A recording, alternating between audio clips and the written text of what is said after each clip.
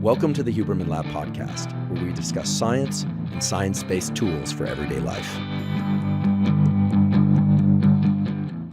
I'm Andrew Huberman, and I'm a professor of neurobiology and ophthalmology at Stanford School of Medicine. This podcast is separate from my teaching and research roles at Stanford. It is, however, part of my desire and effort to bring you zero-cost-to-consumer information about science and science-related tools. Along those lines, I'd like to thank the sponsors of today's podcast. Our first sponsor is Athletic Greens. Athletic Greens is an all-in-one vitamin, mineral, probiotic drink. I've been taking Athletic Greens since 2012, and so I'm delighted that they're a sponsor of the podcast.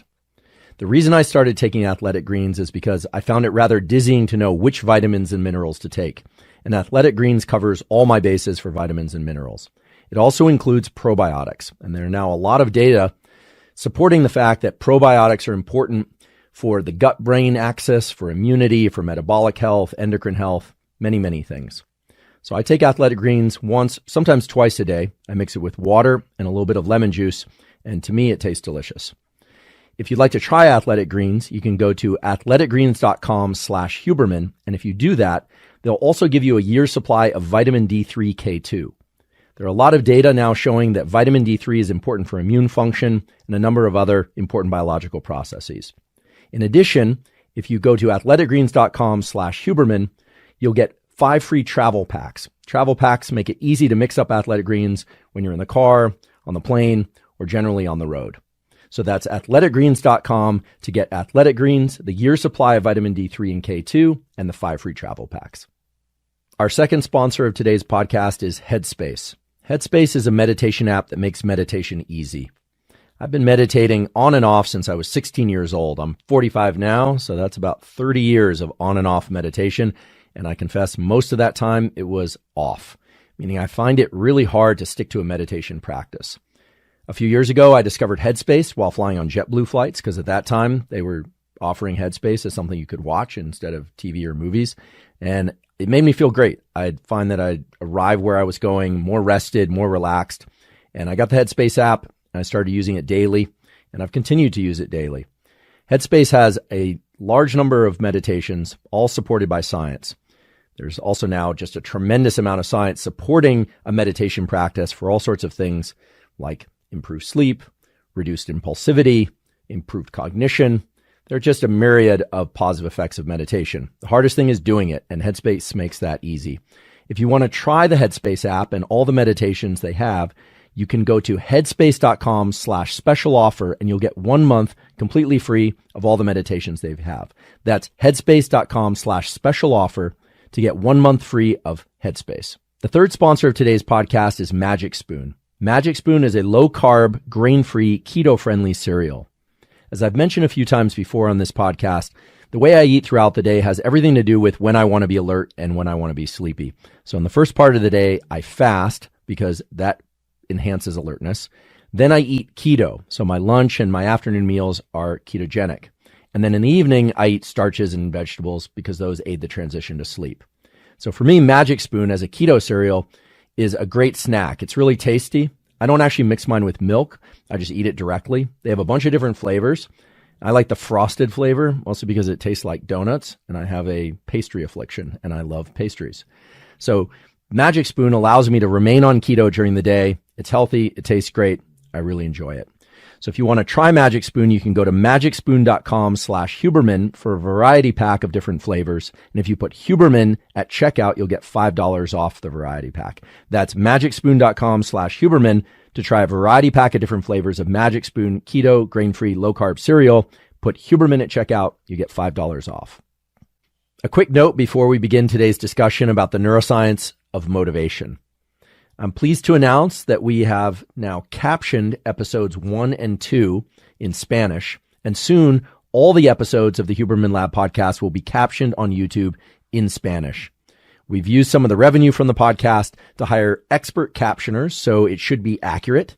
You might catch a mistake here or there or a dialect difference from time to time, but by our read and by our experts' reads, it's all accurate. So we're very pleased that people who speak Spanish and digest information best in Spanish can now digest the information here on the podcast.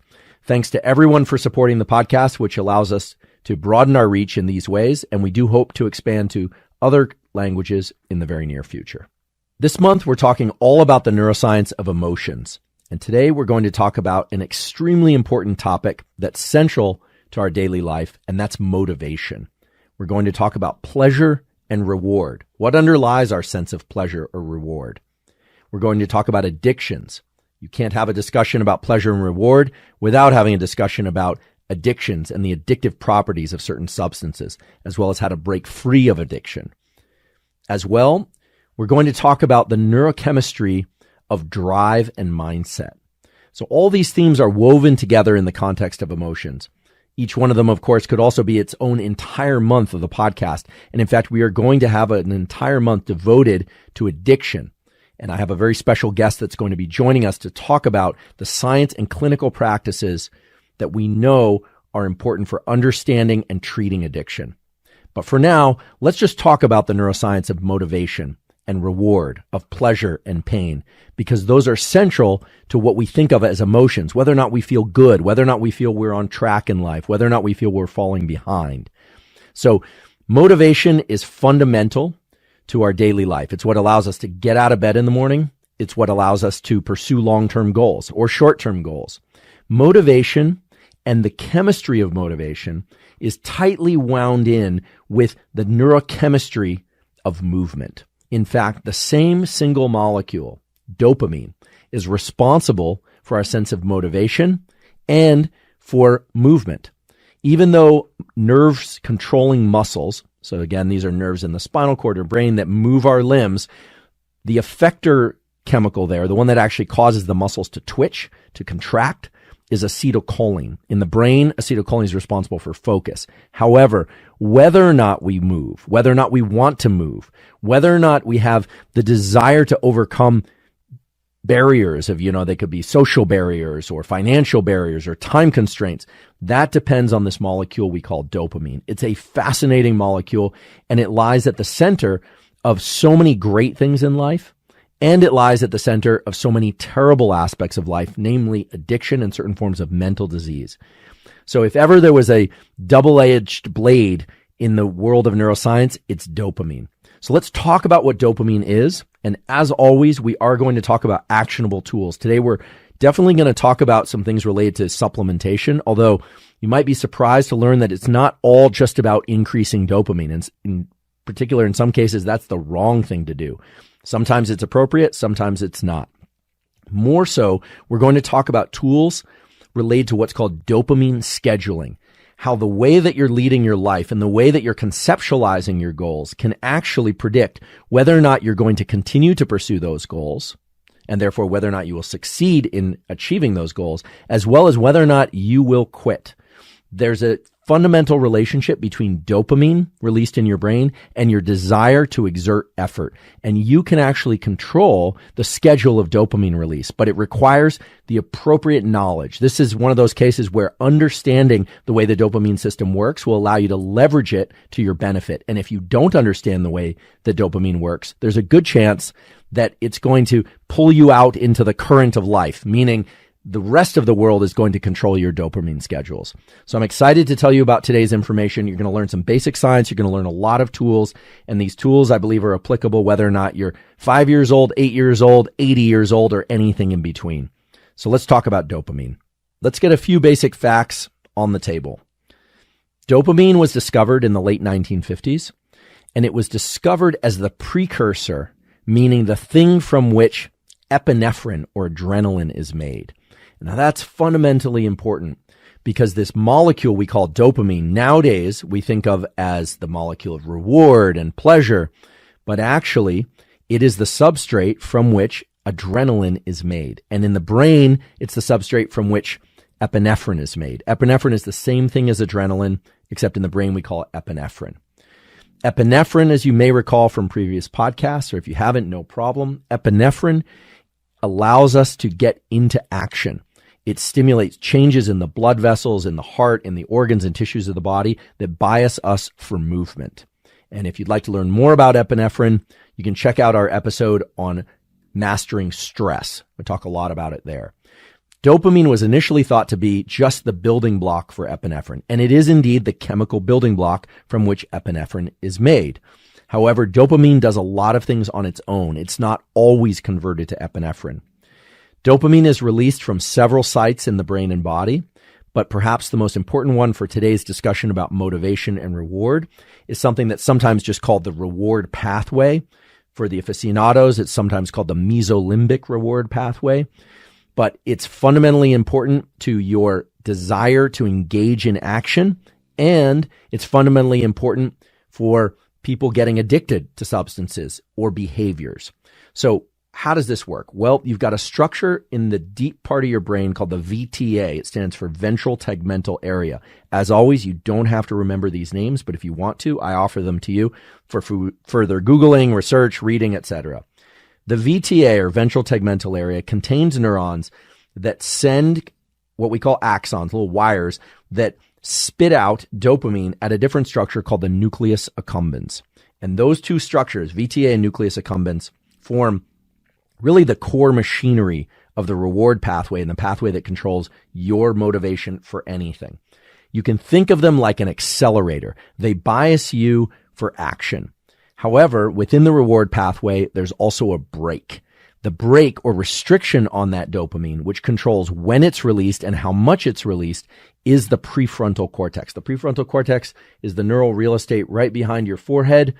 It's discussed for so many aspects of neuroscience. You hear about it for decision-making, executive function, for planning, etc. And indeed, it's responsible for a lot of those. It's this really unique real estate that we were all endowed with as humans. Other animals don't have much of it. We have a lot of it.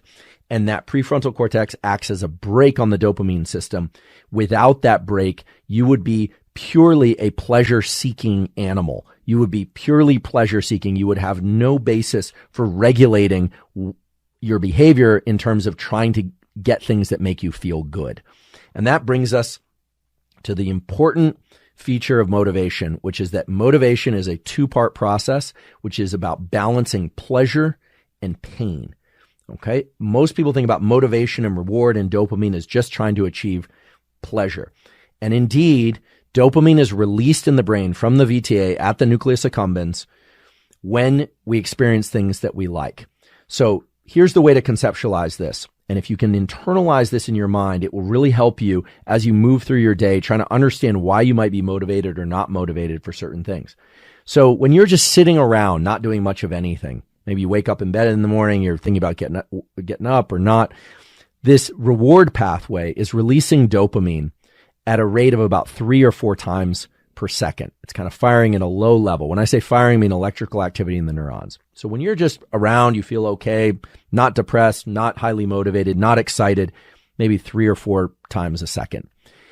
If suddenly you get excited about something, you anticipate something, not receive an award, but you get excited in an anticipatory way, then the rate of firing, the rate of activity in this reward pathway suddenly increases to like 30 or 40 times. And it has the effect of creating a sense of action or desire to move in the direction of the thing that you're craving. In fact, it's fair to say that dopamine is responsible for wanting and for craving. And that's distinctly different from the way that you hear it talked about normally, which is that it's involved in pleasure. So yes, dopamine is released in response to sex. It's released in response to food. It's released in response to a lot of things, but it's mostly released in anticipation and craving for a particular thing. It has the effect of narrowing our focus for the thing that we crave. And that thing could be as simple as a cup of coffee. It could be as important as a big board meeting. It could be a big final exam. It could be the person that we're excited to meet or see. Dopamine doesn't care about what you're craving. It just releases at a particular rate. In fact, if we just take a step back and we look at the scientific data on how much the dopamine firing increases in response to different things, you get a pretty interesting window into how your brain works and why you might be motivated or not motivated. Let's say you're hungry, or you're looking forward to a cup of coffee, or you're going to see your partner. Well, your dopamine neurons are firing at a low rate until you start thinking about the thing that you want or the thing that you're looking forward to. Let's say you're craving chocolate or a good meal a steak if you like steak, or a nice plate of pasta if you like pasta. When you eat that food, the amount of dopamine that's released in this reward pathway goes up about 50% above baseline. The neurons there go from firing, 3 or 4 times per second to, 6 or 10 times per second. It really depends, and these aren't exact numbers, but if we were to measure the amount of dopamine that's released, it goes up about 50%. All right. Sex, which is fundamental to our species' continuation and reproduction, although it doesn't have to be for conceiving children. Sex does release dopamine, and it increases dopamine levels about 100%. So basically doubles them. Nicotine, of the sort that's in cigarettes, or some people are taking nicotine in supplemental form, increases the amount of dopamine about 150% above baseline. It also does some other things that we're going to talk about, but nicotine does that, and it's kind of interesting that nicotine would increase the amount of dopamine in your brain very quickly, within seconds. That's 150 times over baseline, as opposed to sex, which is 100% above, or food, which is 50%. Cocaine and amphetamine increase the amount of dopamine that's released 1,000-fold within about 10 seconds of consuming the drug. However, just thinking about food, about sex, about nicotine, if you like nicotine, or cocaine or amphetamine, can increase the amount of dopamine that's released to the same degree as actually consuming the drug. Now, it depends. In some cases, for instance, the cocaine user, the addict that wants cocaine, can't just think about cocaine and increase the amount that's released about 1,000-fold. It's actually much lower, but it's just enough to put them on the motivation track to crave that particular thing. Now, there are reasons why you would have brain circuitry like this. I mean, brain circuitry like this didn't evolve to get you addicted. Brain circuitry like this evolved in order to motivate behaviors toward particular goals. Water when you're thirsty, sex in order to reproduce. And we're going to talk about the relationship between estrogen and testosterone in the dopamine system, because those hormones actually bias dopamine to be released. These things and these brain areas and neurons were part of the evolutionary history that led to the continuation of our species. Things like cocaine and amphetamine are disastrous for most people because they release so much dopamine, and they create these closed loops where people then only crave the particular thing, cocaine and amphetamine, that leads to those massive amounts of dopamine release. Most things don't release that level of dopamine. Now, nowadays, there's a ton of interest in social media and in video games, and there have been some measurements of the amount of dopamine released. Video games, especially video games that have a very high update speed, where there's novel territory all the time, novelty is a big stimulus of dopamine.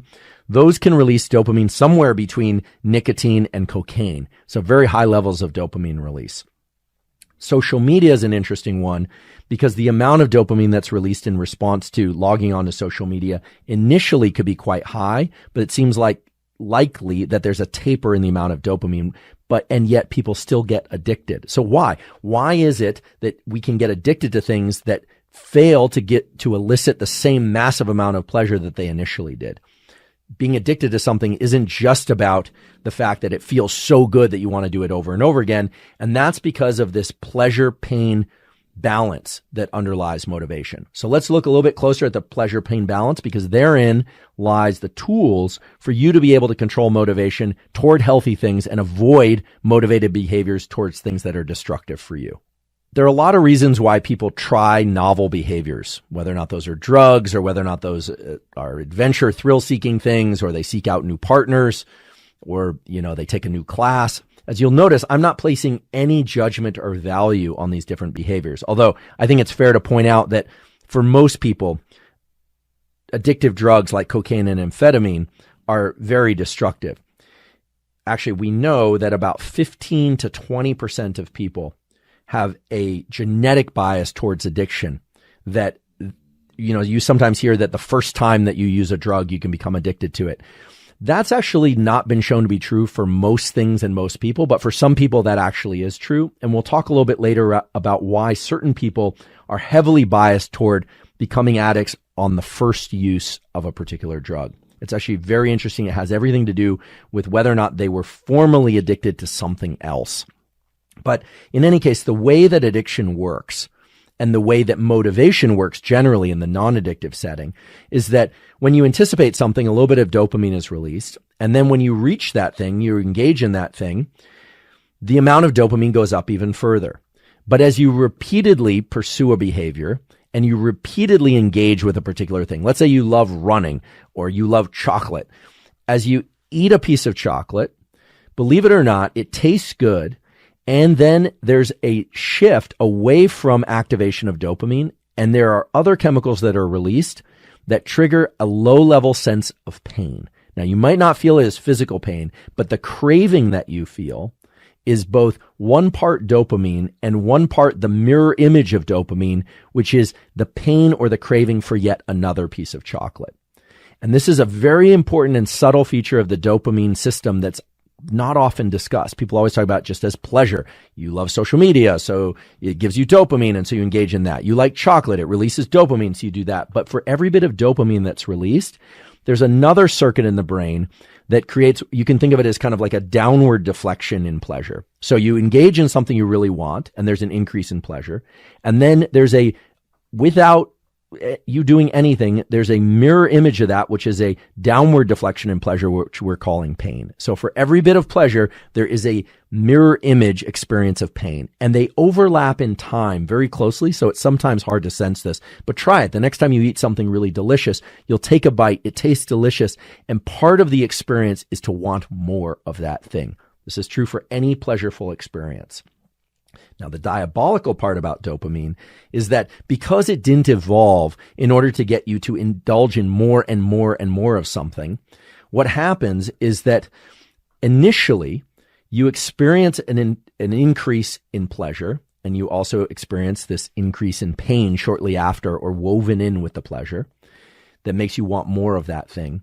But with each subsequent time that you encounter that thing, that you pursue the chocolate, that you pursue the lover, each time the experience of dopamine release and pleasure is diminished a little bit.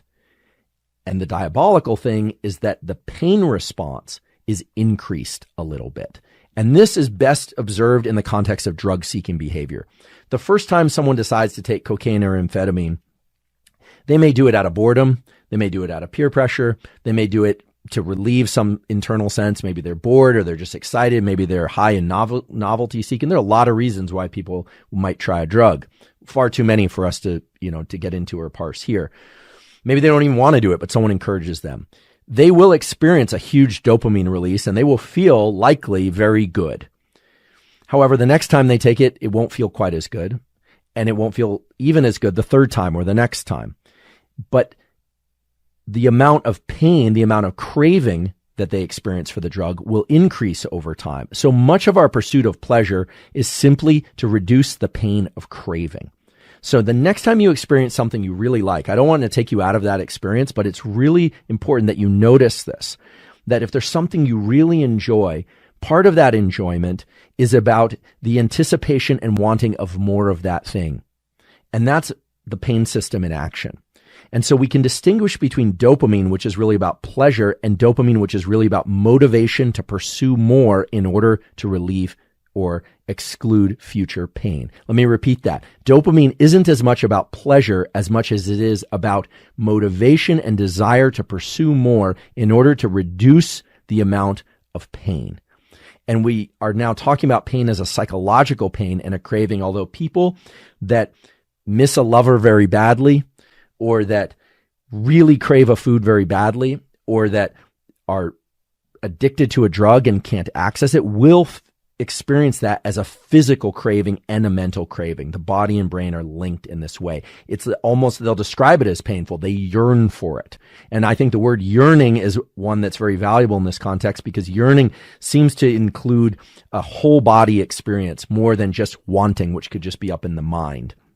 So your desire for something is proportional to how pleasureful it is to indulge in that thing, but also how much pain you experience when you don't have it. And you can now start to let your mind wander into all sorts of examples of addictions or things that you happen to like. I'll use the example that I sometimes use on here, which is my love of croissants, although several of you pointed out these are called croissants.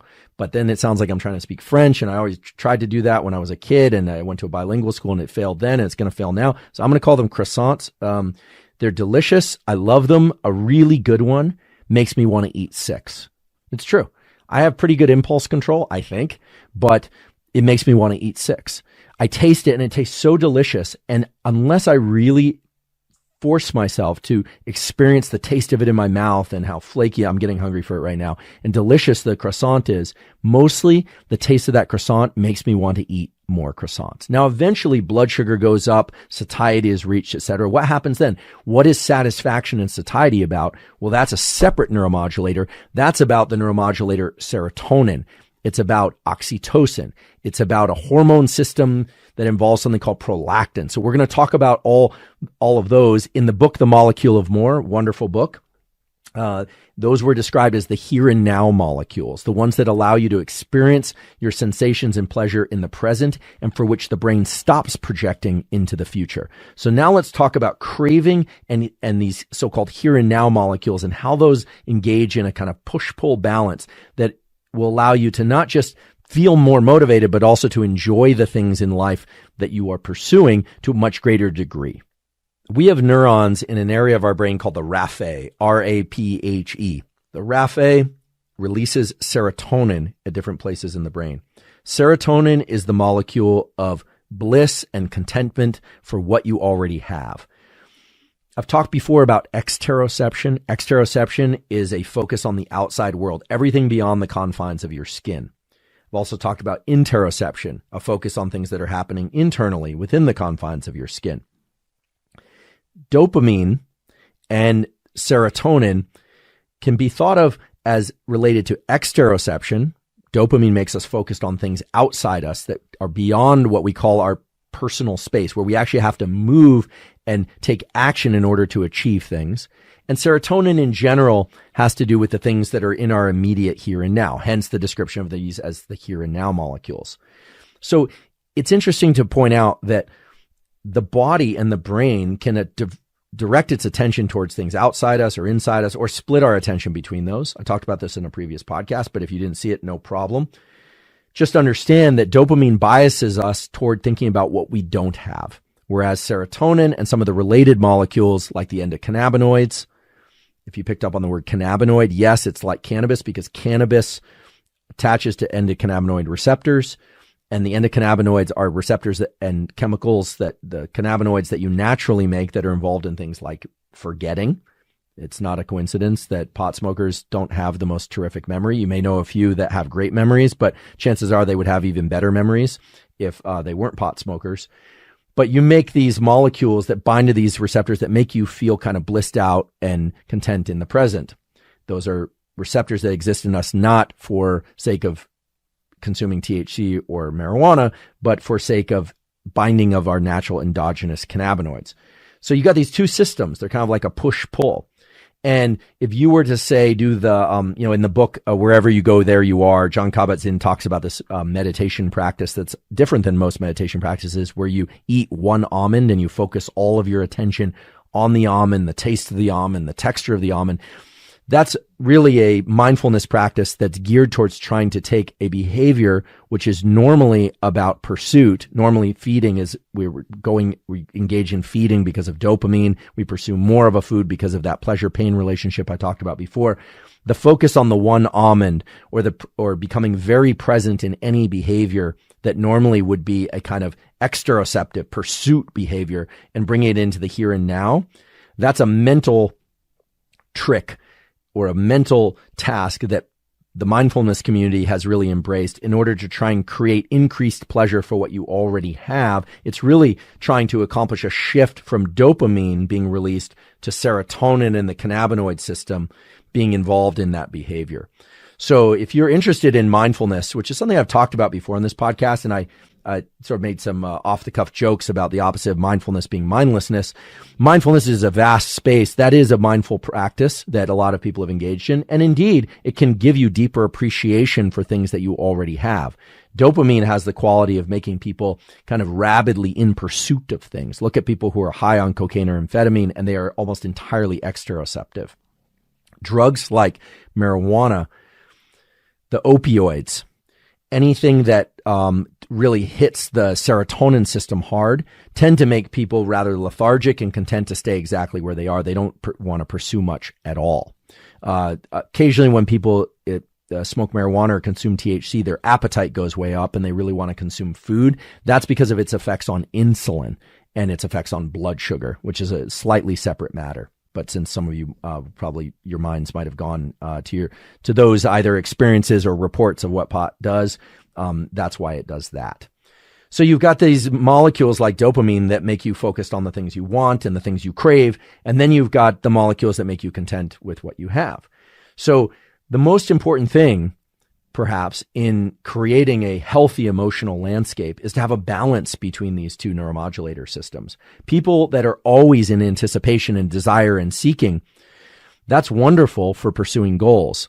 However, it's terrible for enjoying life. And actually, those people are actually quite difficult to be around. There's a certain almost sociopathic element to people who are what they call hyperdopaminergic, people who are always on the dopaminergic scale to the point where they are always pursuing goals. In fact, those people are known to be, at least in the psychological spectrum, they can be very manipulative. Dopamine and the pursuit of something doesn't necessarily have to be high energy and intense from the outside when you observe it from the outside. In fact, there are people who will manipulate in order to get what they want. This has been shown, who have high levels of dopamine release in their brain, but they've learned that a kind of passive manipulation is the best way to maneuver through a particular environment. Now, I don't want to focus too much on sociopathy because those are kind of extreme examples, but it just goes to show that people who identify a goal and realize the series of steps that they need to take in order to achieve that goal can either do it through ethical means or non-ethical means. They can do it through active pursuit, being the kind of type A person that's always declaring their goals and going after it, posting it on Instagram, telling everybody about it, trying to recruit others. There's that phenotype. There's that kind of signature of dopamine. And then there are the people that want to get what they want, and they're doing it by always serving other people, by always taking care of everybody else's needs, by always trying to accomplish their goals, but through a mode that, at least from the outside, seems more passive or more about supporting others. Neither of these are good or bad, and that's because dopamine is a molecule. It doesn't care how you reach your goals. It only cares that you reach your goals, because the internal sensation is one, again, of mild pleasure, a little bit of pain, although more pain over time if you're not reaching those goals, and it takes you away from the here and now.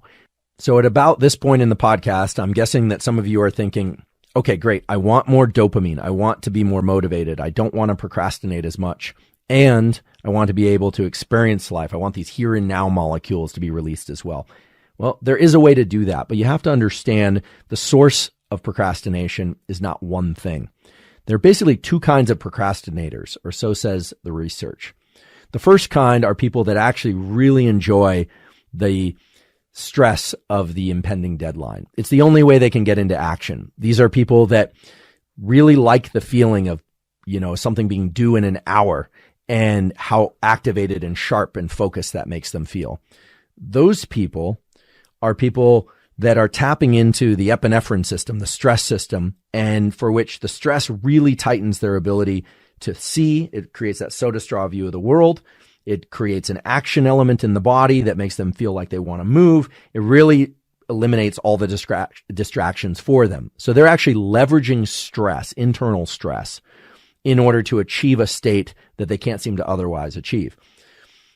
I won't tell you what to do in order to overcome all kinds of procrastination, but from a logical perspective, it makes sense, therefore, for those kinds of people to think about other ways that they can get their system into activation. I've talked about this in previous podcasts, but a couple of those tools might be what we've called superoxygenation breathing, which I admit is not always super oxygenating. So this would be, if you didn't want to consume anything, this could be 25 or 30 cycles of deep inhales and exhales. It's likely to create some anxiety and low-level stress. If you're someone who's prone to panic attacks, I wouldn't recommend this, but it's pretty straightforward. It will deploy adrenaline into your system, and you will find that your visual field is focused, and you will be able to work and focus better than if you just kind of waited around for some wave of motivation to wash over you. Normally, you're waiting for that deadline to come into sight, and then that's what the stimulus is. But you can self-direct adrenaline release without ingesting anything. You can also ingest coffee, caffeine, or mate or something like that, which is what I prefer very often to coffee, which has caffeine. Caffeine does release dopamine at low levels. How much it releases dopamine isn't clear. It seems to increase firing in these neurons in the nucleus accumbens by about 30%, which is a pretty low level, but it can create agitation. So for caffeine sensitive people, that could be a problem. I've talked before about things like L-tyrosine, the precursor to dopamine, or mecunopurines. I talked about that in the last episode, but if you didn't see that, just to remind you, L-tyrosine is present in red meats. It's in certain nuts, and L-tyrosine is the precursor to dopamine. You can supplement L-tyrosine if you like. You will get a big inflection in dopamine, but there is a crash associated with it. However, it will increase motivation in the short term. Not suggesting anyone do this. I want to be very clear, say what I always say. I'm not a doctor. I don't prescribe anything. I'm a professor. I profess things. You have to know whether or not these things are appropriate for your mental and physical health or not. So you need to consult a doctor. For instance, people who suffer from schizotypal or schizophrenia or mania should probably not be taking supplements that increase their dopamine levels. Now, if you can't increase your level of focus and your level of alertness and your level of motivation using breathing, well, then there might be something else at play. There are other procrastinators for which they simply are not releasing enough dopamine. They're not making enough dopamine.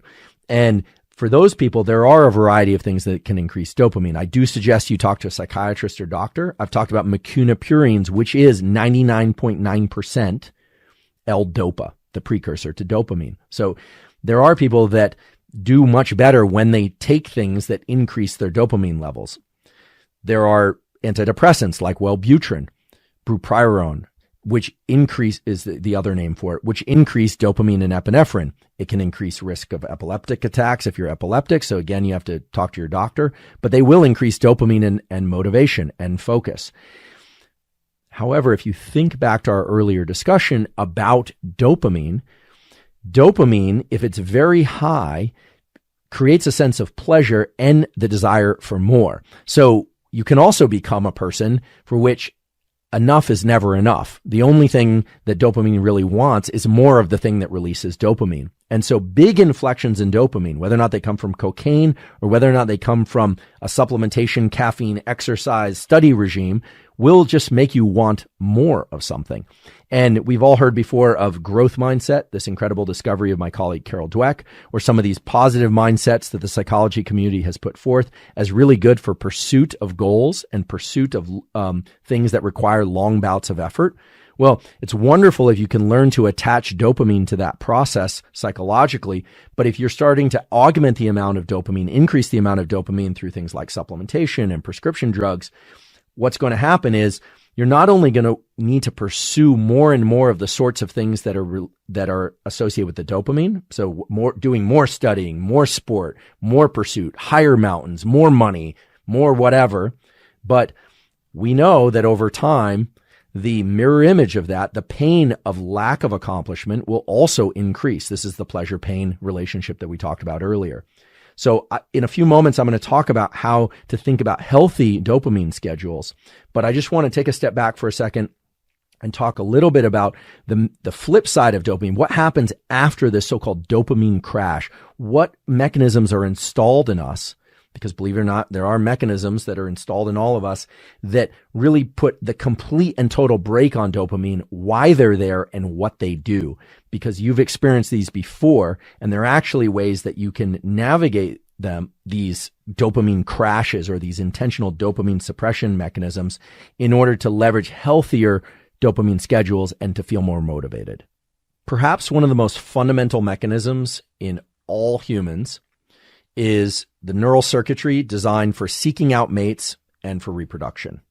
And that's because the continuation of any one species is the primary driver for any species. That's just the reality. Now I'm removing all context here. So whatever I say, of course, it's in the, on a backdrop of, consensual, age appropriate, species appropriate, context appropriate, all of that. This is not about the sociology of reproduction and sex. This is about the biology. The biology of sex in males and females, doesn't matter if it's XX chromosome, XY chromosome, XXY, XYY, doesn't matter.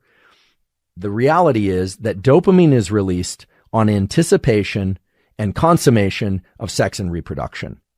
And after orgasm, regardless of chromosomal background, there's a dramatic decrease in dopamine and an increase in a hormone called prolactin. Now, prolactin is associated with milk letdown in lactating mothers. It's also present in males. And in general, prolactin creates a sense of lethargy, of stillness, and lack of desire to move and lack of desire to pursue more of whatever released the dopamine. Prolactin, in fact, sets the refractory period on a male's ability to mate again. Now, this is going to vary tremendously from individual to individual. It also can, there are data showing that it can vary tremendously from mate pairing to mate pairing. The number one thing that releases dopamine is novelty. And it is true that the refractory period is shortened by the introduction of novel mates. This was first shown in a kind of classic experiment in, of all things, in chickens. This is called the Coolidge effect. And the story goes, and I believe it's a true story, it's actually in all the neuroendocrinology textbooks, so I believe it's true, is that President Calvin Coolidge was visiting a chicken farm. It's being taken around, and the person who was hosting the visit showed them a rooster. That was Coolidge and his wife were on the visit, and said, this rooster copulates thousands of times per day. And Mrs. Coolidge apparently kind of elbowed President Coolidge and said, you hear that? Kind of like pointing out the prowess of this rooster.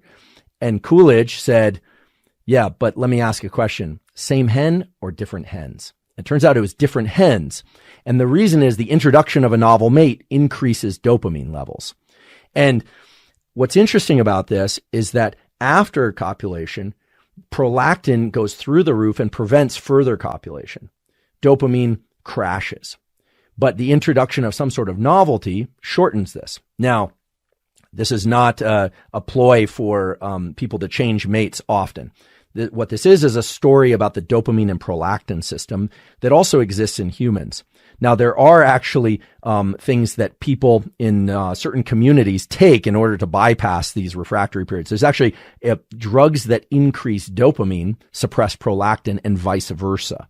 There's actually another way to suppress prolactin. Vitamin B6 is a fairly potent prolactin inhibitor, as is zinc. And if you look out there in the literature, and for those of you that are in the wellness and kind of sports performance community, a lot of the so-called quote unquote testosterone boosters are actually combinations of vitamin B6 and zinc, which inhibit prolactin, and by way of inhibiting prolactin, increase dopamine. So they do have some functional effect in that regard. They're not really increasing testosterone directly. They're suppressing prolactin levels. And there are clinical conditions like hyperprolactinemia, which leads to massive decreases in libido, et cetera. And there are prescription drugs to treat hyperprolactinemia, which of course you should always talk to an endocrinologist about those sorts of prescription drugs.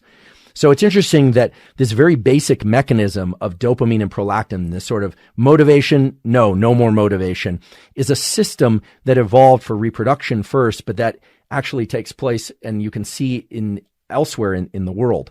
For instance, schizophrenia, a disease that has many different types and facets, but schizophrenia is a case of often of hyperactivation of the dopamine system.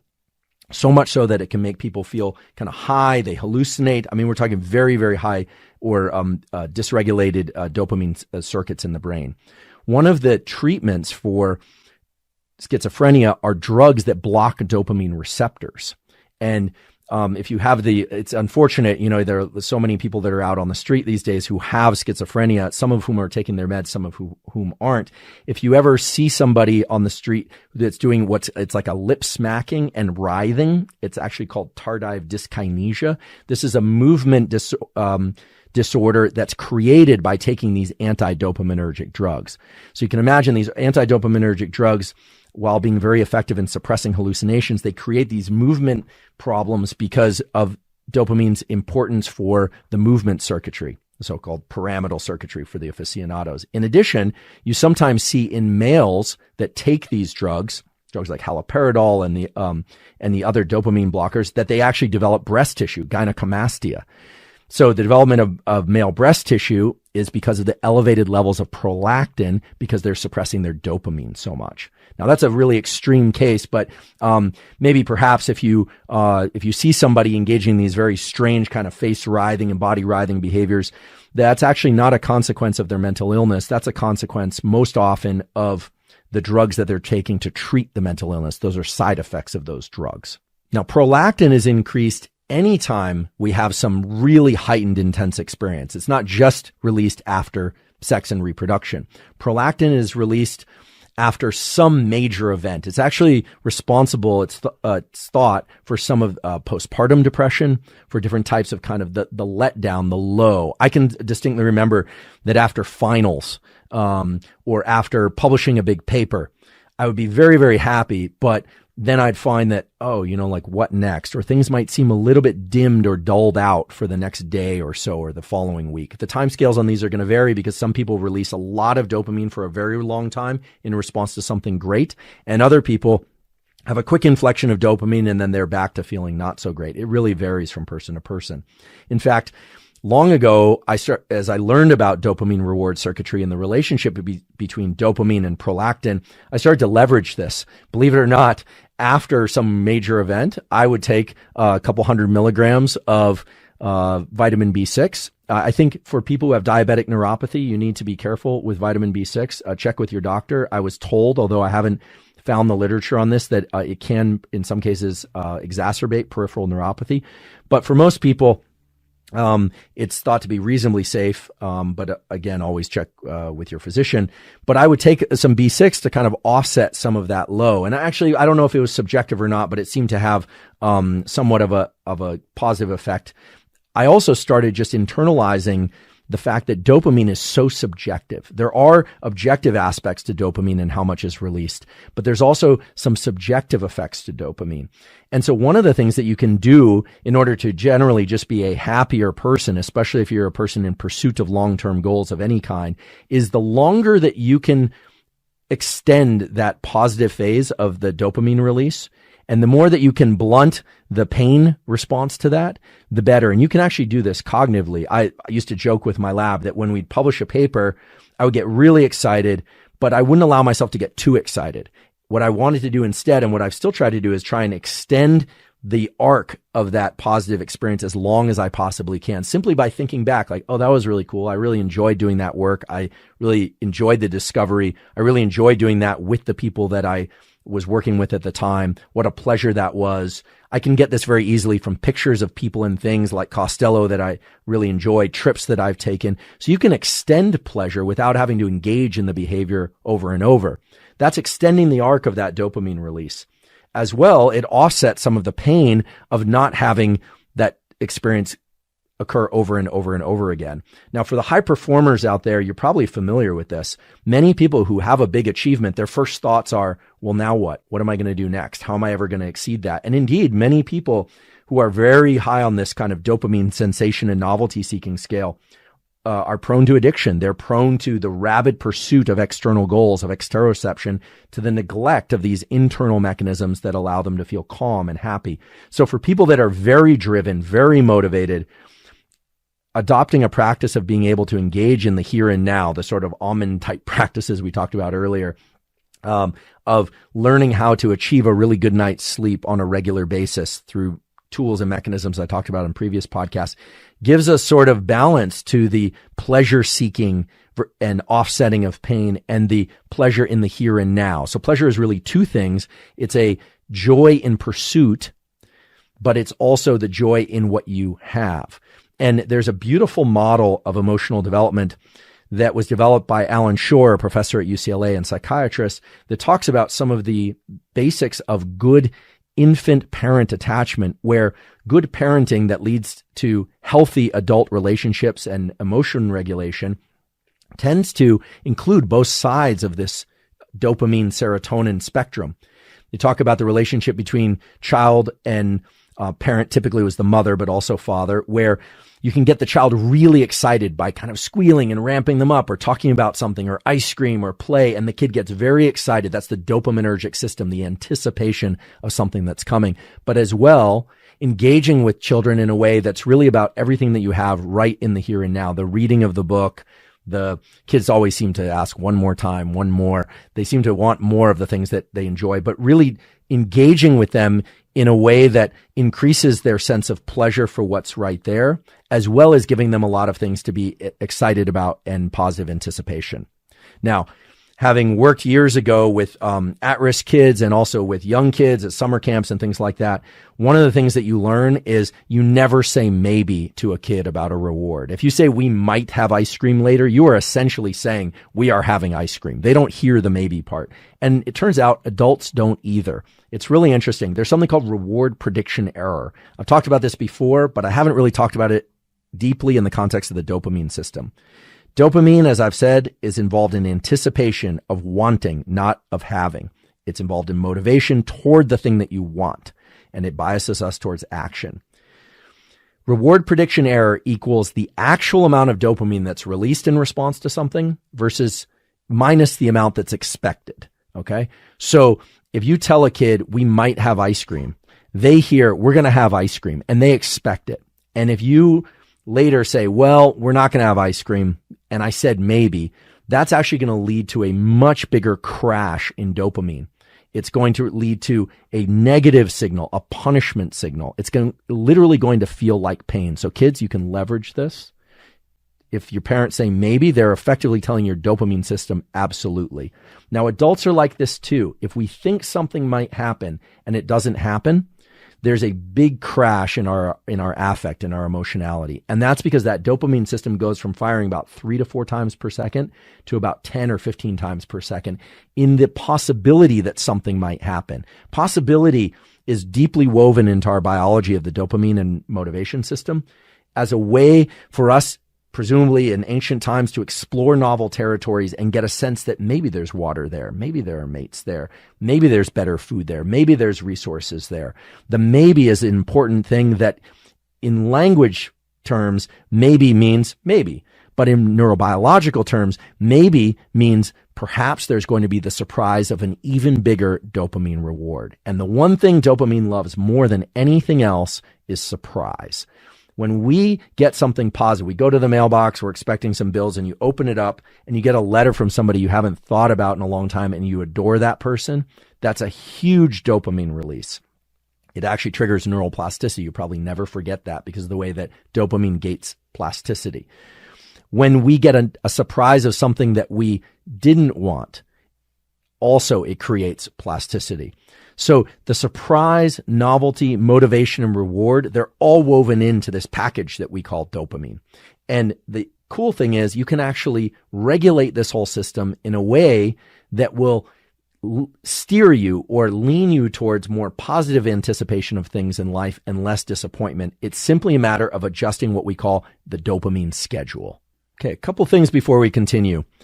We're going to talk about attention deficit in a few minutes, but before that, I want to talk about something that I've mentioned before in previous podcasts, but that you may not be aware of. And if you're aware of, you may still be doing, which is severely injuring your ability to release dopamine. It's creating a sense of disappointment in ways that are most likely hurting you mentally and physically. And that's the blunting of dopamine by viewing light in the middle of the night. I realize this is not a discussion about sleep and circadian rhythms, but the data now are so strong showing that viewing bright light from about 10 p.m. to 4 a.m. too often triggers activation of this circuit called the habenula. So this is it goes from your retina to a structure called the habenula, Habenula. then from the habenula to some of this reward circuitry, and it suppresses the activation of the reward circuitry, not just in that moment, but to things that you normally positively anticipate and pursue. And the reason I'm bringing this up now is because I haven't really gone into depth on the dopamine system before. Now you understand you have this very precious reward system that's kind of a double-edged sword. It needs to be taken care of and treated well. You want to use it, but not overuse it, etc. But getting bright light exposure in the middle of the night is reducing your capacity to release dopamine. So it's not just about the sleep that you're not getting in that time. It's also that you're not getting the dopamine that would otherwise be available to you. So you're actually think of light in the middle of the night as a kind of antagonist, as kind of a blocker of dopamine. Maybe that'll help you. If you're somebody who has to work in the middle of the night and you want to bypass this dopamine suppression, please see the episode about jet lag and shift work, because there are a lot of tips there that will allow you to do that. In order to understand how to control the dopamine system, how to leverage it for a better life, you need to understand the results of a very important experiment. This experiment was able to separate pleasure from motivation. It's a very simple, but like many simple experiments, a very elegant experiment. What they did, and this has now been done in animals and in humans, they offered rats food. It was a food that they particularly liked. And the animals would lever press for a pellet of food, kind of classic experiment. They'd eat the food. And they presumably liked the food because they were motivated to press the lever and eat it. Great. They took other rats. They eliminated the dopamine neurons. You can do this by injection of a neurotoxin that destroys these neurons. So they actually had no dopamine in their brain. They have no ability to release dopamine. And they gave them a lever. The rats would sit there and they'd hit the lever and they'd eat the food. They're still enjoyed the food. So you say, well, okay, so dopamine isn't involved in motivation, it isn't involved in pleasure. No, it absolutely is. They could still enjoy the food, but if they moved the rat literally one body length away from the lever, what they found was the animals that had dopamine would move over to the lever, press it, and eat. And the rats that did not have dopamine available to them, wouldn't even move one body length, one rat length to the lever in order to press it and get the food. Dopamine, therefore, is not about the ability to experience pleasure. It is about motivation for pleasure. This has been repeated in humans in a variety of different scenarios. You can't really do the lever press thing quite as easily. But we know that people that have low levels of dopamine are simply less motivated, even though they can achieve pleasure. And this has serious ramifications for the fact that now, quote unquote, pleasure, or ways to induce things that we believe give us pleasure, are everywhere and they're within reach. We don't have to forage for our food. There's a lot of highly processed, high sugar, high fat foods. There's also foods that are healthy that taste good, but and hopefully they're pretty easy to get, although that different people have different access to things, of course. But dopamine isn't about the ability to experience pleasure. It's about how motivated you are to reach those pleasures. And so many of you are probably thinking, wow, I'm not a very motivated person. Like you talked about the one kind of procrastination earlier. What about when I just feel kind of meh about life? Now, for some of you, there may be a real clinical depression and you should talk to a professional. There are very good prescription drugs that can really help people. There's also great non-drug treatments of psychotherapy and other treatments that are being developed in addition to psychotherapy and the various kinds of psychoanalysis, et cetera, that one can use. I think the data really point to the fact that a combination of pharmacology and talk therapies are generally best. And there are a huge range of these things. I know many of you are in these professions, so we're not going to talk about that right now. There is a compound that's kind of interesting in the supplement space that isn't mecunopurine's L-Dopa. It's not L-tyrosine. That isn't promoting massive releases of dopamine or even dopamine alone, but a combination of dopamine and serotonin. And it's an intriguing molecule. It's sold over the counter. Again, you have to check with your healthcare provider before you would take anything or remove anything. That's very important. But it's phenylethylamine, or PEA. PEA, or beta phenylethylamine, releases dopamine at low levels, but also serotonin at low levels. So it's kind of a cocktail of the motivation molecules as well as the quote unquote here and now molecules. And people's response to this varies widely, but many people report feeling heightened sense of mental acuity, well-being, etc. It is a bit of a stimulant, like anything that triggers activation of the dopamine and norepinephrine pathway. But it is an interesting supplement. I actually haven't tried it before, so I can't report on my own experiences. I will point you, however, to examine.com. It wouldn't be a Huberman Lab podcast episode if I didn't point you to examine.com, this incredible free resource where you can put in any supplement and it will tell you the quote unquote human effect matrix. It'll point you to the various studies. We always provide a link to this in the caption. It's an amazing resource. So you can go there to explore more. But I haven't talked about beta phenyl ethylamine before in previous podcasts, and I wanted to add it to the list of things that tap into the dopamine system that are in this, I guess we call it now the supplementation space. I personally am fascinated by these supplements and the things that exist out there that are non-prescription that seem to, at least in some people, have positive effects. For instance, last episode, we talked about acetyl L-carnitine, which there are several papers that report antidepressant effects as well as positive effects on other things, sperm health, ovarian health, etc. I learned from a colleague that acetyl L-carnitine in Europe is actually a prescription drug. In the US, it's sold over the counter. So I guess depending on where you're listening to this, the availability might vary. And as always, I put the caveat, you have to check with your healthcare provider if it's right for you. But I'm fascinated by the fact that these things exist and that they lie somewhere between prescription drugs and doing nothing.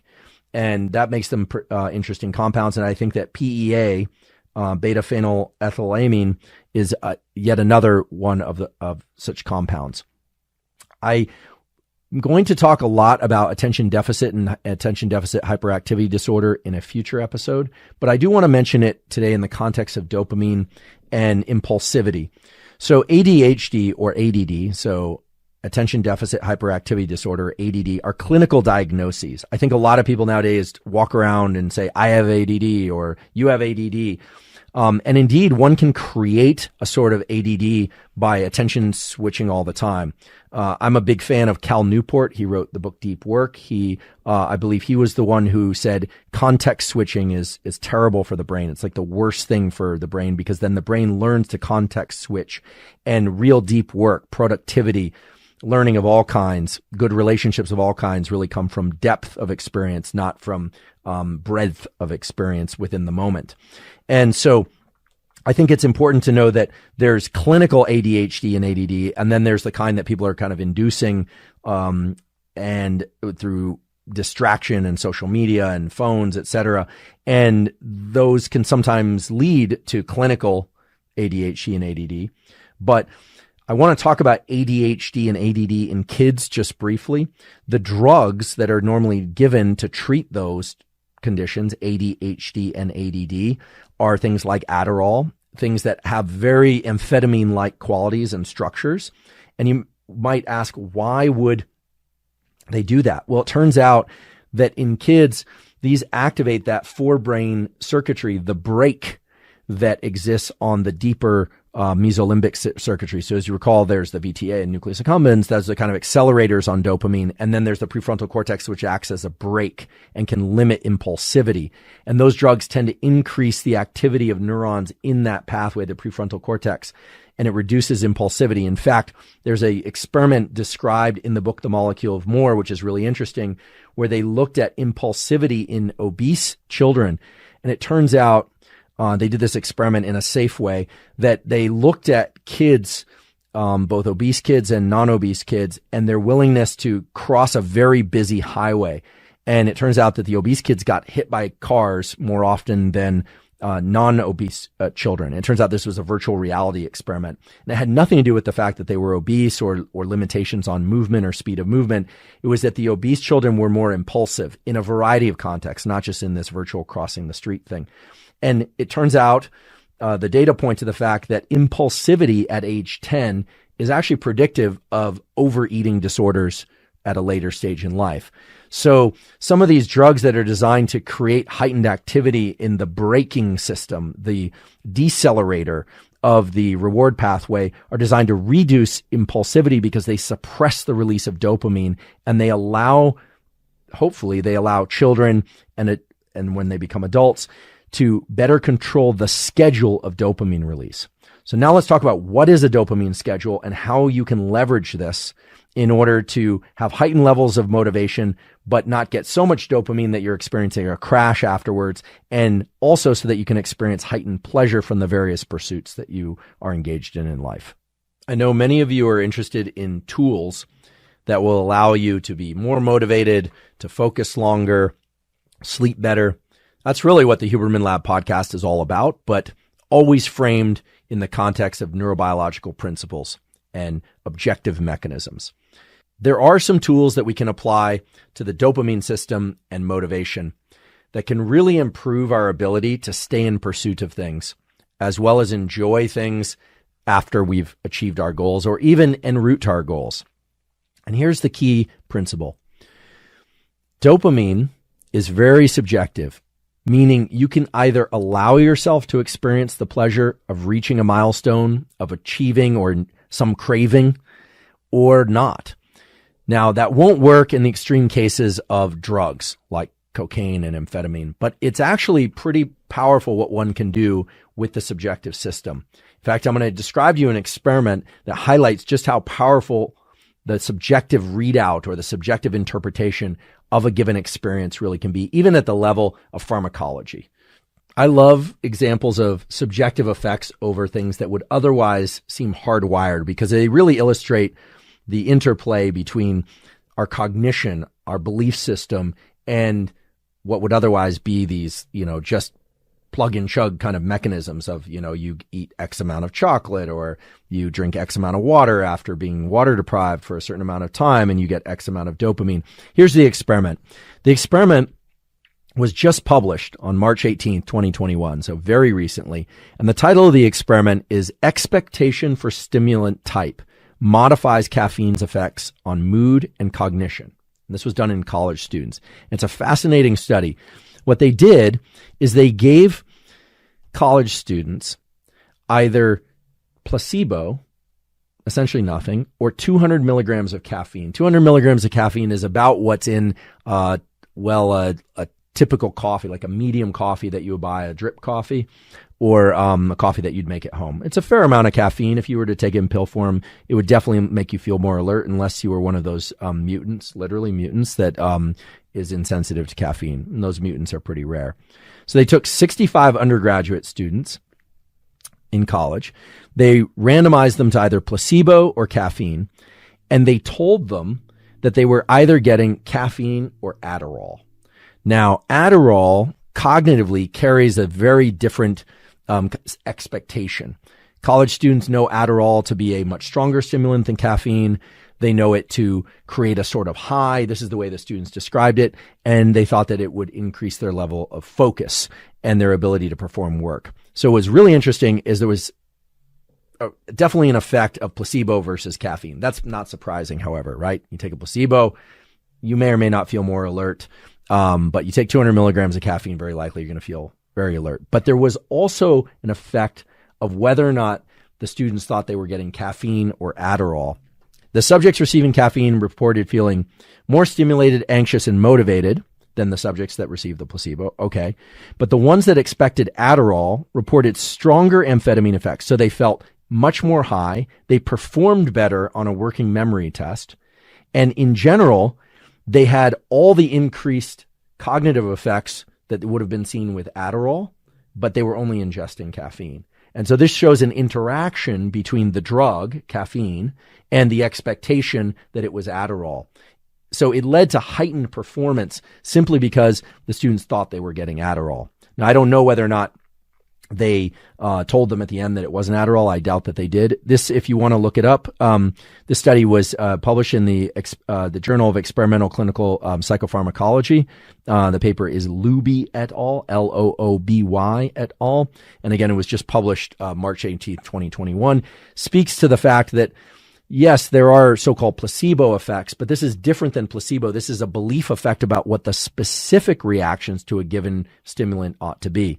And I think this is very important because I think that it points to the fact that the top down, the kind of higher level cognitive processes are impacting even the most basic fundamental aspects of, say, dopamine release or our adrenaline release or epinephrine release in ways that can positively impact performance. In this case, it was a positive improvement in working memory and focus.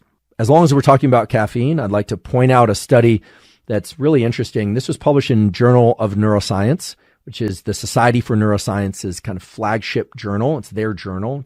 It's a good journal. And what they showed was that caffeine can increase dopamine release in the brain by about 30%. That wasn't surprising. I even said that earlier. But what they also showed is that it has a protective effect on dopamine neurons. So caffeine in some cases may not just increase dopamine release, but it might actually have a protective effect on dopamine neurons.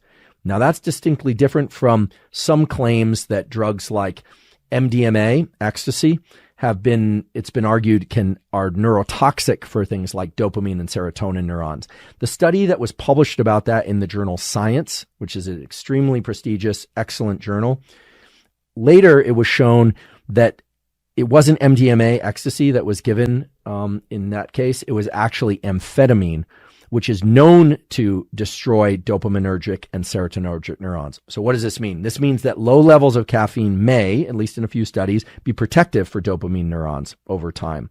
That MDMA, ecstasy, something that's in clinical trials right now for the treatment of trauma, PTSD of various kinds, and depression, but still illegal at this point in time, may, although it doesn't appear yet from any published studies, destroy dopaminergic neurons, perhaps serotonergic neurons. So there's a real asterisk and a question mark there. But amphetamine, and in particular methamphetamine, is very destructive for dopaminergic neurons. So I don't think any of us needed any additional reasons to avoid methamphetamine, this drug that creates huge increases in dopamine and then huge crashes from that dopamine. Very destructive drug, but in addition to that, seems to destroy dopaminergic neurons. From time to time, I've talked about nicotine on here, not smoking, because obviously smoking is bad, lung cancer is bad for health, etc. But nicotine, it's in supplemental form. I've mentioned that a very famous neuroscientist, Nobel Prize-winning scientist, chews a lot of Nicorette. I know other people who chew Nicorette. They believe in its neuroprotective effects for Parkinson's and Alzheimer's. And indeed, nicotine can stimulate dopamine release. We talked about that earlier. Whether or not it has a protective effect isn't clear. The protective effects might be through the noradrenergic and acetylcholine systems. Those findings are still unclear. But it is interesting to note that nicotine can increase prolactin somewhat. There are a couple studies, I'd be happy to link to them in the caption, that shows that nicotine taken too much over too long periods of time can also increase prolactin, which again is the opposite side of dopamine. So today we've talked a lot about the dopamine system and those kinds of schedules that will allow craving or addiction. But what's the schedule of dopamine that's going to allow you to maximize on your pursuit of pleasure and your elimination of pain? And we get the answer to that from our good friend gambling. The reason gambling works, the reason why people will throw their lives away, the reason why people go back again and again and again to places like Las Vegas and Atlantic City is because of the hope and anticipation. Those are cities and places built on dopamine. Right? They are leveraging your dopamine system. And I realize that there are experienced gamblers. There are people that enjoy gambling. I'll actually just say, I like sitting at the roulette table. I always take a designated amount of money. It's not much. I enjoy playing a little bit of roulette. I certainly enjoy when I win. I certainly don't like it when I lose, but I do it sheerly for the pleasure of playing, and I do it very seldom. I don't have a gambling problem. And if I did, I'd probably tell you, but I don't have a gambling problem. Yet people throw away their entire lives on gambling. And as a friend of mine who's a certified addiction treatment specialist tells me that, gambling addiction is a particularly sinister because the next time really could be the thing that changes everything. Unlike other addictions, the next time really could change everything. And that's embedded in the mind of the gambling addict. And rarely does it work out in favor of the well-being of the gambling addict and their family. However, the intermittent reinforcement schedule was discovered long ago by scientific researchers. So this is the slot machine that every once in a while gives you a win to keep you playing. This is the probability of winning on the craps table or the roulette table or at blackjack just often enough that you're willing to buy tickets, head out there, play again, go downstairs again from your room, even though you swore you were done for the night. Intermittent reinforcement is the most powerful form of dopamine reward schedule to keep you doing something. So we can export that. We can use it for good. If there's something that you're pursuing in life, whether or not it's an academic goal or a financial goal or a relationship goal, one of the things that you can do to ensure that you will remain on the path to that goal for a very long time and that you will continue to exceed your previous performance, as well as continue to enjoy the dopamine release that occurs when you hit the milestones that you want to achieve, is to occasionally remove reward subjectively. Let's say you set out a goal of making, I'm going to make this quantitative with respect to finances because it just is an easy description, but this could also be in sport, this could be in school, this could be in music, could be in anything, creative endeavors. But let's say you set out a certain financial goal, or let's say you want to get a certain number of followers on whatever social media platform. As you reach each one of those goals, you should know now that the amount of dopamine is not going to peak. It's actually going to diminish and make you crave more. The key to avoiding that crash, but to still keep it in healthy levels that will allow you to continue your pursuit, is as you are staircasing toward your goal. Maybe that's dollars, maybe that's followers, maybe that's grades, maybe that's some other metric. It's medals or trophies. You actually want to blunt the reward response for some of those intermediate goals. Now, I'm not telling you shouldn't celebrate your wins, but I'm telling you not to celebrate all of them. Or as a good friend of mine who recently, fortunately for him, had a great financial success, he asked me and somebody else, a good friend of mine who's very tuned into dopamine reward schedules, understands how they work at a really deep level. And he said, I don't know what to do next. And we said, oh, well, that's simple. You should just give most of it away. And this wasn't a ploy to receive any of the money ourselves. This was really about reducing the impact of that reward. Now, hopefully giving him money away, if you already have enough of it, would be something that was rewarding in and of itself. But if you're a student who's pursuing goals in university, or you're an athlete who's pursuing goals, it actually makes sense from a rational perspective, once you understand these mechanisms, to hit a new high point of performance, or to get that A plus, or for you, if it's an A minus, etc., and to tell yourself, okay, that was good, but to actually actively blunt the reward, to not go and celebrate too intensely. Because in doing that, you keep your dopamine system in check and you ensure that you're going to stay on the path of continued pursuit, not just for that thing, but for all things. Big increases in dopamine lead to big crashes in dopamine, and big increases in dopamine up the ante. They increase the extent to which you are willing to invest time and energy in order to achieve goals and rewards that may be out of your reach. You never really know if you're going to succeed. So to make this crystal clear, celebrate your wins, but don't celebrate every win. That's one way that you can ensure that you're going to continue down the path of progress. And I think most of the learning tools that are in schools are about reward, hopefully for genuine performance. They are about encouraging us. We do have to believe that we can perform well. One of the hallmarks of growth mindset is the internalization that we're not getting it right yet. The word yet is very important.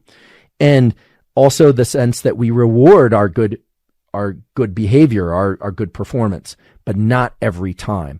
One way to do this is to actually take the reward and reinforcement out of your own hands and your own mind. And you tell somebody that they are in control of whether or not you're allowed to feel good about your wins. Now, this is, I realize, is very unnatural for most people. But if you're somebody who's simply going to be in pursuit and you're going to really register your wins and you think that that's going to actually make you a better performer, it will in the short term, but not in the long term. So you can lift the, what Las Vegas and Atlantic City and other gambling, mechanisms and places have known for a long time. They lifted it from the scientists. You can now take it back and you can start to leverage that, and you just make it intermittent. You reward yourself not on a predictable schedule. So not every other time or every third time or every 10th time, but sometimes it's 3 in a row, then not at all for 10 days. So reward is important. Self-reward is critically important, but make sure that you're not doing it on such a predictable schedule that you burn out these dopamine circuits or that you undercut your own ability to strive and achieve. I actually have a story from graduate school in which I was forced into an intermittent reinforcement schedule that I do believe has served me very well in my scientific career and other aspects of life. My graduate advisor was an amazing scientist. Unfortunately, she passed away, but an amazing scientist and an amazing human being with a very dry and somewhat cruel sense of humor. Her name was Barbara Chapman, and we published a paper in the journal Science.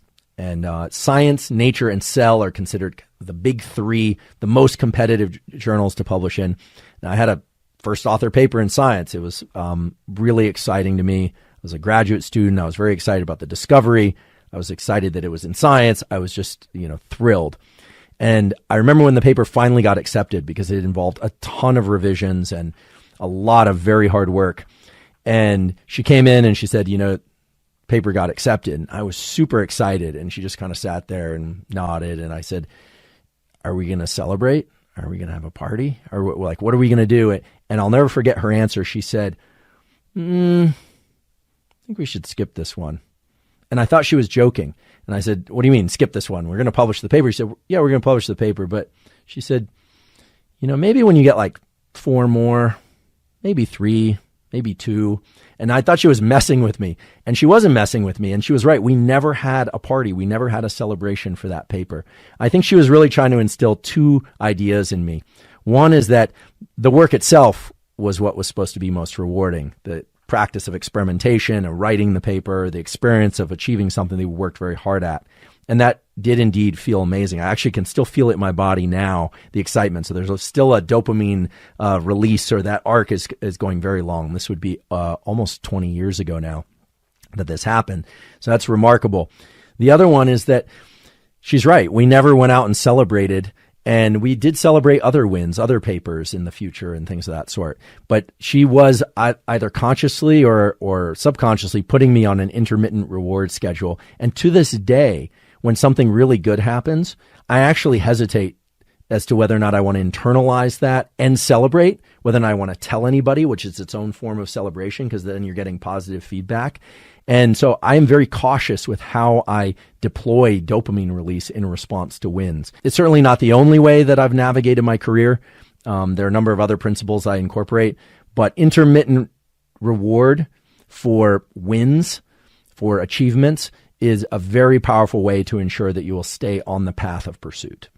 At this point in the podcast, I'd like to take a moment to address some corrections. I made some errors in previous episodes. They weren't major errors, but a couple of you pointed them out, and it's important to me that we strive for accuracy. So the first one was, I talked in a previous episode about the potential benefits for some people, not all, of ashwagandha and its role in blunting cortisol and a way of offsetting medium-term and some long-term stress. It's a supplement that I've benefited from. It works through the GABA system and some other systems. Someone pointed out a study that admittedly was done in rats. I was focusing mainly on studies in humans during the episode, but they point out a study that was done in rats that showed that long-term administration of ashwagandha could actually create some negative effects, mainly on the thyroid and perhaps even the cortisol system, maybe the melatonin system. I just want to acknowledge that study. I'll reference it in the caption.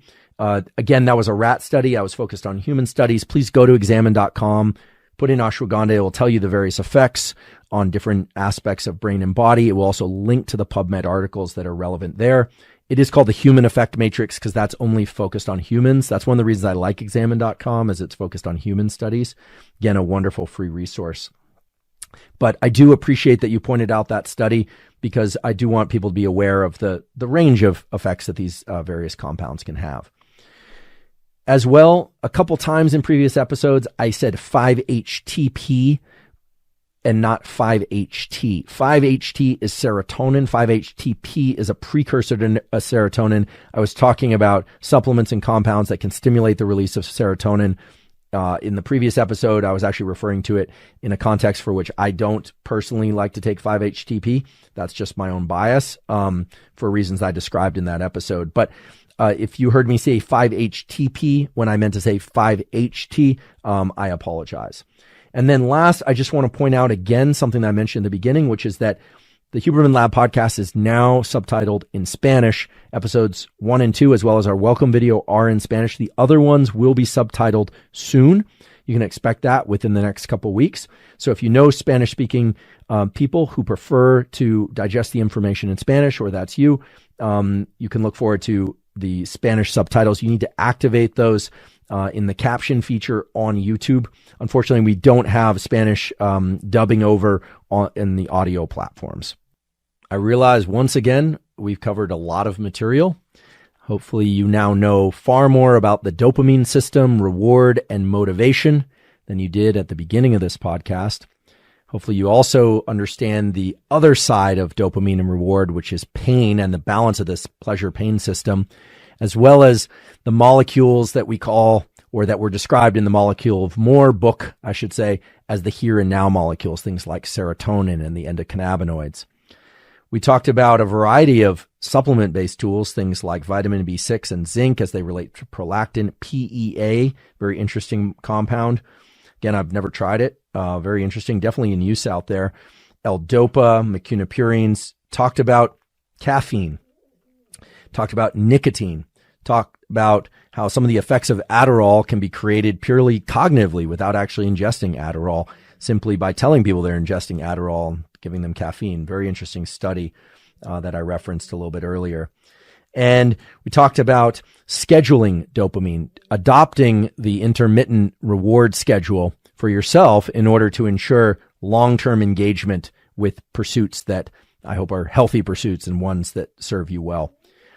This was by no means an exhaustive coverage of all things dopamine and motivation.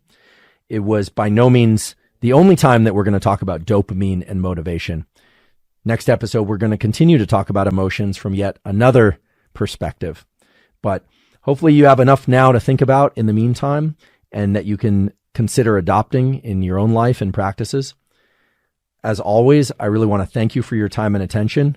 If you've learned something useful today, please pass it along. One of the things that we teach in science that I think is really wonderful to adopt in general in life is this idea of watch one, do one, teach one. This is what we tell graduate students and med students and postdocs. Watch somebody do something, learn it, then do it, apply it, see if it works for you, and then teach it. So it's usually not watch one, do one, teach one. It's usually watch one, do 20, teach as many people as you possibly want. I'm not looking for attribution. These are tools that are grounded in neuroscience for which I can't claim attribution. I'm just passing them along so that you can adopt them if you like and pass them along if you think people can benefit from them. Many of you have continued to ask how you can help support the Huberman Lab podcast. If you like what we're doing here and you like the information that we're sharing, please click subscribe on the YouTube channel. That really helps us. As well, if you want to hit the notifications button, that will allow you to make sure you don't miss any episodes. Typically, we release episodes every Monday, but in the future, we may release episodes as well as short clips more often than that. As well, if you want to subscribe on Apple or Spotify or both, that's a great help to us. And on Apple, you have the opportunity to leave us up to a 5-star review. We do use the comment section here on YouTube to inform future content and to address any questions and clear up any miscommunications or misconceptions that might arise. So please put your questions, your comments, and your suggestions for future content in the comment section below. The other way to support us is to check out our sponsors that were mentioned at the beginning of the podcast. The links to those sponsors are in the captions. As well, we've set up a Patreon account, which is patreon.com/Andrew Huberman, that allows you to support the podcast at any level that you like. As well, because we've mentioned supplements from time to time throughout the podcast, and people always ask about what brands and sources we use or suggest for those supplements, we partnered with Thorne, Thorne. Thorne supplements are known to be among the most stringent supplements in terms of the specificity of what's in the bottle, matches what's on the label, the quality of the ingredients is exceedingly high. The Mayo Clinic and all the major sports organizations are partnered with Thorne because of that stringency and that commitment to rigor. If you'd like to see the supplements that I personally take, as well as get 20% off any of the supplements that Thorne makes, you can go to thorne.com/U, that's the letter U, /Huberman, and you can see what I take, and any of those supplements, as well as any of the other products on the Thorne site, will be available to you at 20% off. That's thorne.com/U /Huberman to get 20% off any of the supplements that Thorne makes. Finally, I want to thank you for your time and attention today. I hope you learned a lot and that you learned a lot of possible tools that you could incorporate into your life as it relates to motivation and emotions. Thank you for your interest in science.